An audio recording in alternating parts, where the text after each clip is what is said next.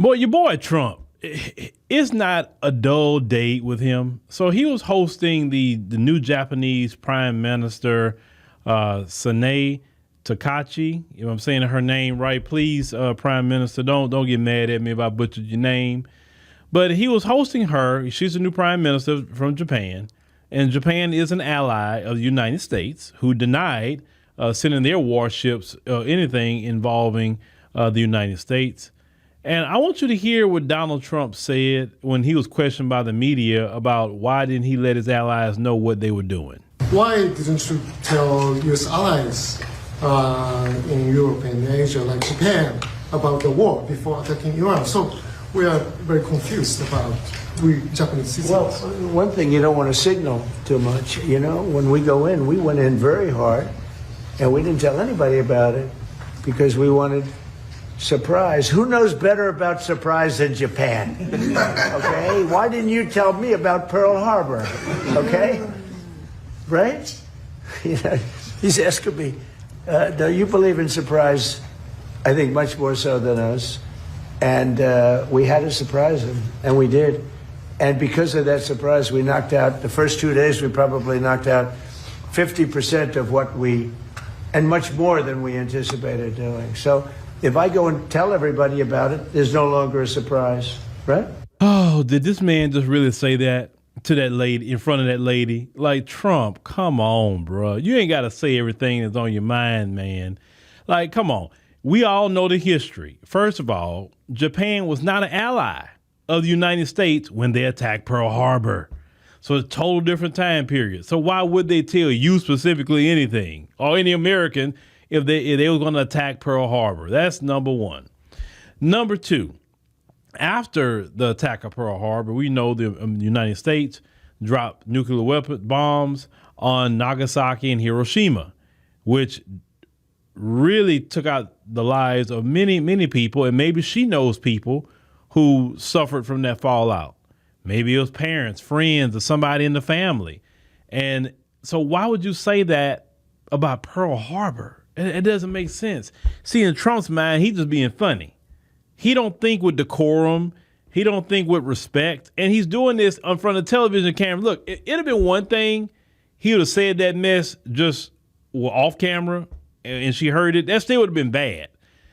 But he gets on national TV and he says this in front of everybody and he laughing about it.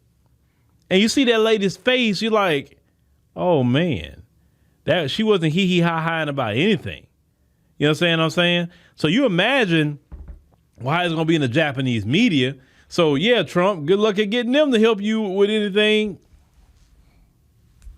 Now, Trump is the person that you would say, money don't buy class.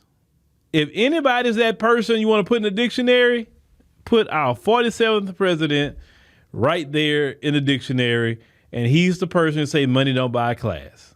Because now he can afford to buy it and learn it, but he just choose not to have any class, right? And that's not a good look.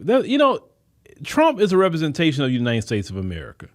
And beyond which, he's the embodiment of America. Let's think about it. Rude, no class, think you can say whatever you want to people, then you can treat people any kind of way and expect them to come to your rescue. Because, think about it. Trump was putting tariffs on all his allies, not people that's not allies.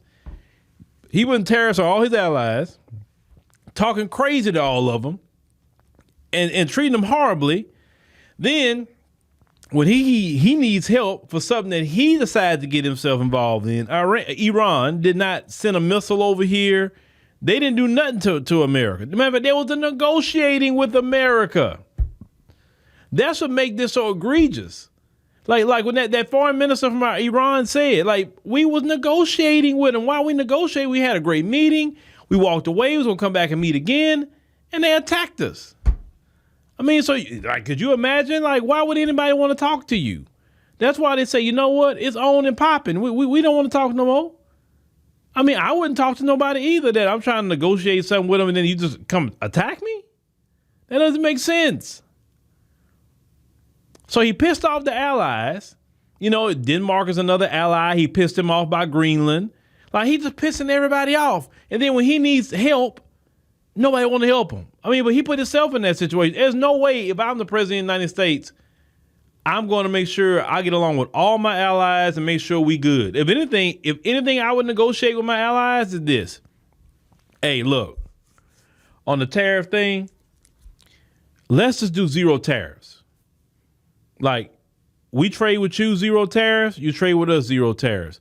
And as long as we allies, we have zero tariffs. Now, other people that's not my ally or not a friend to my country, I'm about to put it on them. But you are allies. But for zero tariffs, whatever we get into, you got to come help us now. You can't. And also, I've been negotiating visa-free access for American citizens with all allies. Zero tariffs, visa-free access. And we reciprocated. Visa-free access for them. They can come to the United States visa-free. Trust me, they would have been a good deal all the way around, right? But no, you can't come in and supposedly tax your friend. You know, you say, my friend, basically, they were doing us wrong because y'all let them. You tell them, hey man, this not what friends do. So let's go to zero tariffs. Period. Let's go to zero tariffs, and we call it even. That's how you handle that. It's way to negotiate with your friends, and you don't insult your friends because your friend could turn into an enemy real quick. And you don't want to insult all your friends that have been working with you and all that, because who's to say they don't defect from you and go give Iran all everything? So you got to be real cool with people that you were supposed to be cool with. Even if you're not cool no more, it's a way to end that relationship clean. Don't do it dirty. In other words, you don't get on TV talking, you don't get on social media talking, you just say, anybody ask you, why y'all not say, oh, well, we just, had a conversation. It was just a mutual decision that we, do other things. And that's it. It's nothing more than that. Are y'all not allies anymore? And say, listen, we just got different things, different ideas that we want to explore for right now, but we may talk about that another time. Just that simple. You don't have to explain nothing to the press. Nothing. But he cannot stay off of that internet. I guess, his true social. He can't stay off of talking. He can't stay out of the media talking. And he's causing so many problems for this country that we're going to be dealing with after he's out of office. That's what people don't realize. After President Trump get out of office, we still going to be dealing with issues and problems from his administration. The next president ain't going to have a job on his or her hands. They're going to have to try to repair the relationship of all the stuff that Trump did. They're going to have to probably pay out a lot of money to people just to make things right. And if I was these other countries, to be honest with you, I would tell America, you know what? I don't know if I really want to get back in business with you, because here's the problem. You, as a president, can make a deal with me. The next president come in and tear it up. What's the point of me making a deal when it's only good for your term? Like, if we make a deal, it needs to be passed as a law through your Congress. If it's not through your Congress as a law, then I really don't, and you sign it as president, I really don't want to make any kind of deals with you.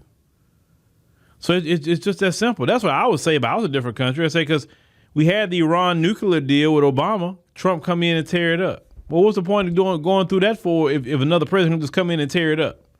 No, any country out there, I would say, tell the United States, hey, the only deal we want to do with you, if we do one, it has to go through your Congress.